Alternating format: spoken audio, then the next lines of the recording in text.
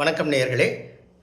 இன்று நாம் காஃப் அதாவது இருமல் என்ற தலைப்பை பற்றி பார்ப்போம். இருமல் எதனால் வருது, இருமல் வர்றதுக்கு காரணங்கள் என்னென்ன, அதுக்கு என்ன மருந்து கொடுக்கலாம், டாக்டர் எப்போ பார்க்கணும், நம்மளே மருந்து கொடுக்கலாமா, காஃப் சிரப் வாங்கி கொடுக்கலாமா, அதை பற்றிலாம் பார்ப்போம். எல்லோரும் என்ன நினைப்பாங்கன்னா, காஃப்ன்றது ஒரு பெரும்பாலும் நோயின்னு நினைக்கிறாங்க. இந்த கருத்து கொஞ்சம் சரியானதல்ல. காஃப் ஒரு ரிஃப்ளெக்ஸ், ஒரு ப்ரொட்டக்டிவ் ரிஃப்ளெக்ஸ்ன்றாங்க. ஒரு சின்ன உதாரணம் சொல்கிறேன் பாருங்கள். நமக்கு கண் பிளிங்க் ஆகிட்டே இருக்கும். எதனால் பிளிங்க் ஆகுதுன்னா, நம்ம கண்ணில் தூசு பற்றக்கூடாதுன்னு தான் அந்த மாதிரி பிளிங்க் ஆகிட்டு, அது ஒரு ரிஃப்ளெக்ஸ். அதே மாதிரி தான் காஃபும் ஒரு ரிஃப்ளெக்ஸ்.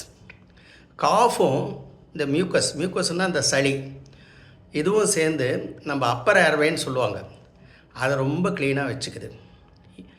இந்த காஃபும் மியூக்கஸும் சரியாக ஒர்க் பண்ணலன்னா உங்களுக்கு அடிக்கடி ரெஸ்பிரேட்டரி இன்ஃபெக்ஷன் வரும், ஏன் நிமோனியா கூட வரும். இன்னும் கொஞ்சம் விரிவாக சொல்லப்போனால், காஃப் என்ன நமக்கு ஹெல்ப் பண்ணுதுன்னு நான் சொல்கிறேன் பாருங்கள். ஒரு நாளைக்கு நம்ம கிட்டத்தட்ட 11,000 லிட்டர்ஸ் ஆஃப் ஏர் எடுத்துக்கிறோம். ஏன்னா நம்ம ஆக்சிஜன் வச்சு தான் வாழறோம். நம்ம ஒரு நாளைக்கு கிட்டத்தட்ட 11,000 ஏர் நமக்கு உள்ளே போயிட்டு வருது. நேச்சுரலி அந்த ஏரில் ஒரு கிருமிகளும் இருக்கலாம், அதாவது இன்ஃபெக்ஷியஸ் பார்ட்டிகல்ஸ்னு சொல்கிறது, இல்லை தூசுகளும் இருக்கலாம், இல்லை நம்ம வேறு ஃப்ளூயிட்ஸ்லாம் கூட நம்மளே அறியாமல் உள்ளே போகலாம். இதெல்லாம் தான் நம்ம காஃப் அந்த மியூக்கஸும் சேர்ந்து க்ளீன் பண்ணுது. அதாவது நம்ம பார்ட்டிகல்ஸ் எப்படியாவது தப்பிச்சு போயிடுதுன்னு வச்சுங்களேன். இந்த காஃபும் ஆக்சுவலி நம்ம ஒரு எஃபெக்டிவாக ஒரு காஃப் நல்லா அப்படி காஃப் பண்ணோன்னு வச்சுங்களேன், அந்த கீழே இருக்கிற மியூக்கஸ் மேலே வந்துடும். அதை பெரும்பாலும் அடல்ட்ஸ்லாம் நம்ம என்ன பண்ணுறாங்கன்னா அப்படியே சளியாக துப்பிடுறாங்க. பட் சின்ன குழந்தைகள்லாம் என்னென்னா அந்த தொண்டைக்கு வந்தவுடனே அதை அப்படியே முழுங்கிடும். அதனால தான் தாய்மார்கள்லாம் சொல்லுவாங்க, டாக்டர் இவன் வாந்தி எடுத்தாவே ரொம்ப கொஞ்சம் சளியாக இருக்குது டாக்டர்னு சொல்லுவாங்க. அது மியூக்கஸ் தான். அந்த டைமில் அவனுக்கு நிறைய இன்ஃபெக்ஷனில் போயிருக்குன்னு அர்த்தம். அதனால் காஃப் ஒரு ப்ரொட்டக்டிவ் ரிஃப்ளெக்ஸ். ரைட், டாக்டர் காஃப்னு சொல்கிறீங்க, ஆனால் சில டைமில் அது அதிகமாகதே, அதுக்கு என்ன பண்ணுறது? சரி, இதை ஒரு சயின்டிஃபிக்காக நம்ம எப்படி அப்ரோச் பண்ணுறதுன்னா, காஃப் ஒரு 2 வாரத்துக்கு குறைவாக இருக்கிறது, ஒரு 2 வாரத்துக்கு அதிகமாக இருக்கிறதுன்னு எடுத்துக்கலாம். 2 வாரத்துக்கு குறைவாக இருந்தால் அதை எல்லோரும் என்ன சொல்கிறாங்கன்னா இந்த அக்யூட் காஃப்னு சொல்லுவாங்க. அக்யூட் காஃப்னா அது ரொம்ப மைல்டாக தான் இருக்கும். மோஸ்ட் ஆஃப் த டைம் அது வைரல் இன்ஃபெக்ஷன்ஸ்னால் வரும்.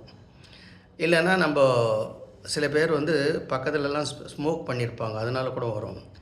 சில டைமில் தூசு அதாவது நம்ம பொல்யூஷன் சொல்லுவாங்க, வெதர் சரியில்லைன்னா வரும். இந்த மாதிரி வர காஃப்லாம் ரொம்ப பிரச்சனையாக இருக்காது. ஸோ அதுக்கு நம்மளே ஒரு கைவைத்தியம் மாதிரி குழந்தைங்களுக்கு பண்ணாவே சரியாயிடும். அதாவது என்ன பண்ணலான்னா, சில டைமில் நம்ம அந்த காலத்தில் இயற்கை வைத்தியம்னு சொல்லுவாங்க. ஒரு பால் கொடுப்பாங்க, பாலில் மிளகு போட்டு கொடுக்குறது, மஞ்சள் போட்டு கொடுக்குறது, அது போட்டாவே சரியாயிடும். சில டைமில் துளசி வாட்டர், டர்மரிக், இதெல்லாம் ரொம்ப சயின்டிஃபிக் வேல்யூ இருக்குது, அதை யூஸ் பண்ணலாம். ஆனால் அந்த அளவு உங்களுக்கு தெரியணும், எந்த குழந்தைக்கு எவ்வளோ கொடுக்கணும்னு.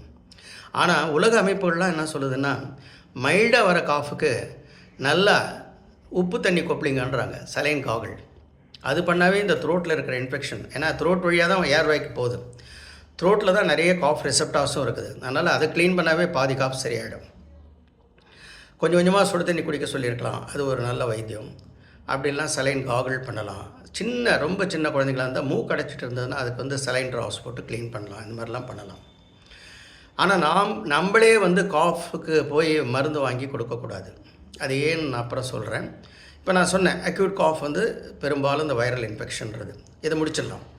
க்ரானிக் காஃப், அதாவது 2 வாரத்துக்கு மேல் வர காஃப்னா அதை நீங்களாக வைத்தியம் பண்ணக்கூடாது.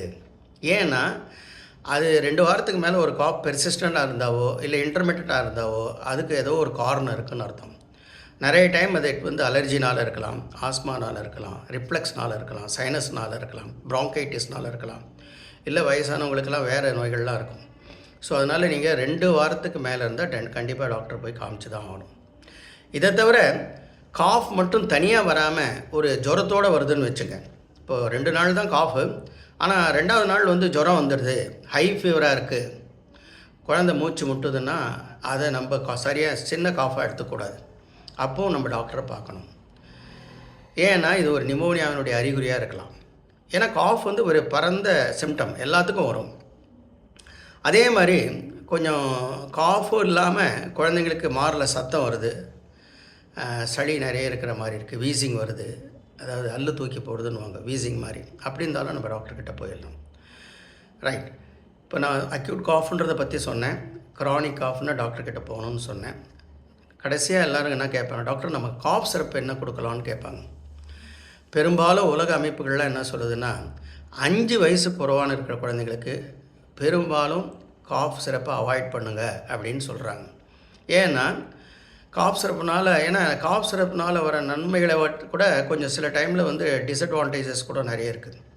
அதுக்கு தான் அந்த மாதிரி ஒரு 5 வயசு குழந்தை ஆனால் ரொம்ப காஃப் இருக்குது, அது ஒரு வைரல் காஃப் மாதிரி தான் இருக்குது, ரொம்ப இரிட்டபிளாக இருக்குது, குழந்தை தூங்க மாட்டேங்குது, தூக்கம் இல்லாமல் போனாவே குழந்தைங்களுக்கு நோய் அதிகமாகும். இந்த மாதிரி ஒரு சுச்சுவேஷனில் நம்ம டாக்டரை கன்சல்ட் பண்ணலாம். நம்ம டாக்டரை கன்சல்ட் பண்ணிவிட்டு அவர் என்ன சொல்கிறாரோ அந்த மருந்தை கொடுக்கலாம். ரைட்டுங்களா? ஸோ நீங்களாக காஃப் சிரப்பை சூஸ் பண்ணுறத விட, இப்போ அங்கெல்லாம் ஆக்சுவலி உலகத்தில் வந்து மிக அதிகமான சேல்ஸ் எதுன்னா காஃப் சிரப் தான். ஏன் அதுக்கு இந்த உலக அமைப்புகள்லாம் சொல்லுவதுன்னா, இந்த தவறாக கொடுக்கறதுனால அதனால் வரக்கூடிய சைடு எஃபெக்ட்ஸ், அட்வர்ஸ் எஃபெக்ட்ஸ் எல்லாம் ரொம்ப அதிகமாக இருக்குது. அதனால் நீங்களாக ஓவர் த கவுண்டர்னு சொல்லுவாங்க, ஃபார்மசியில் போய் வாங்கி கொடுக்குறது, அந்த மாதிரிலாம் பண்ணாதீங்க. அதை விட டாக்டரை போயிட்டு ஒரு ஃபோனில் கன்சல்ட் பண்ணியும் ஒரு நாள் லேட் ஆகுதுன்னா நீங்கள் எந்த சிறப்புன்னு கேட்டிங்கன்னா அவர் சொல்லுவார், அதை கொடுக்கலாம். இதெல்லாம் விட முக்கியமாக இருந்ததுன்னா காஃப் கொஞ்ச நாள் இருந்தாவே அதுக்கு ஏதோ ஒரு காரணம் இருக்குதுன்னு அர்த்தம். அந்த காஃபை கண்டுபிடிக்கணும். அதாவது நாள்பட்ட காஃப், க்ரானிக் காஃப் நான் ஏற்கனவே சொன்ன மாதிரி அது ஒரு அலர்ஜியினுடைய அறிகுறியாக இருக்கலாம், ஆஸ்மாவுடைய அறிகுறியாக, போஸ்ட் நேசல் ரெப்புன்னு சொல்லுவாங்க, சைனசைட்டிஸ் நிறைய இருக்குது. நம்ம இன்னும் சொன்ன மாதிரி அப்படி இருந்தால் நம்மளாக வைத்தியம் பண்ணவே கூடாது. ஸோ இதை பற்றி இப்போ காஃபை பற்றி நீங்கள் கொஞ்சம் தெரிஞ்சுக்கிட்டு இருப்பீங்க. அதனால் வந்து மைல்டாக வர காஃபை பற்றி பயப்படாதீங்க. அது வைரல் இன்ஃபெக்ஷன் 1-2 நாள்லேயே சரியாயிடும். நீங்களாக வந்து ஹாட் வாட்டர் காகலிங்கெல்லாம் கொடுங்க. But chronic cough more than 6 வீக்ஸ்க்கெலாம், மோர் தென் 2 வீக்ஸ் மேலே இருந்ததுன்னா நீங்கள் டாக்டர்கிட்ட போகணும். இதை விட கடைசியாக நான் ஒன்று சொல்லி முடிக்கணும்னு நினைக்கிறேன். காஃப் வந்து அவ்வளோ சாதாரணம் இல்லை. எப்படின்னா, சில குழந்தைகள் விளையாடும்போது ஏதாவது வாயில் போட்டுக்குதுன்னு வச்சுங்களேன், இந்த நட்ஸோ இல்லை ஏதாவது பாதாம் சாப்பிடும், இல்லைன்னா கிரவுண்ட் நட் சாப்பிடும், பீனட் சாப்பிடும், அதெல்லாம் வந்து கடிக்கும்போது உள்ளே போயிடும். அப்போது ஒரு எஃபெக்டிவ் காஃப் வரும். அதனால் அந்த உள்ளே போன அந்த துண்டுகள்லாம் அப்படியே வெளியே வந்து விழுந்துடும். ஆக்சுவலி உலகத்தில் வந்து நிறைய குழந்தைகள் அந்த நல்ல இரும்புறதுனாலே அந்த ஃபாரின் பாடின்னு சொல்லுவாங்க. நம்ம அதாவது உணவு குழாயில் போடுறது வந்து மூச்சு குழாயில் போடுறது தான் ஃபாரின் பாடின்னு பேர். அது வெளியே வந்துடும், எஃபெக்டிவ் காஃப். அதனால் காஃபை வந்து சாதாரணமாக நினைக்கக்கூடாது, அனாவசியமாக கண்ட்ரோல் பண்ணக்கூடாது. டாக்டருடைய ஆலோசனையை போய்ட்டு தான் இது பண்ணணும்.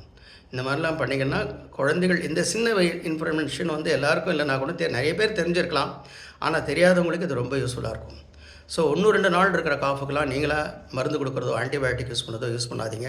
ஏன்னா ஒரு டாக்டர் அந்த காலத்தை அப்போ கொடுக்கும்போது ஒரு காஃப் சிரப்போட ஒரு ஆன்டிபயோட்டிக் சேர்த்து கொடுத்துருப்பாரு. அதையே கொடுக்கக்கூடாது. நம்ம அதே அப்படி நிறைய கொடுத்தீங்கன்னா ஆன்டிபயோட்டிக் ரெசிஸ்டன்ஸ் வந்துடும். ஸோ 1-2-3 நாள் பாருங்கள், கை வைத்தியம் பலிக்கிறதுனா டாக்டர்கிட்ட தான் போகணும். நன்றி, வணக்கம்.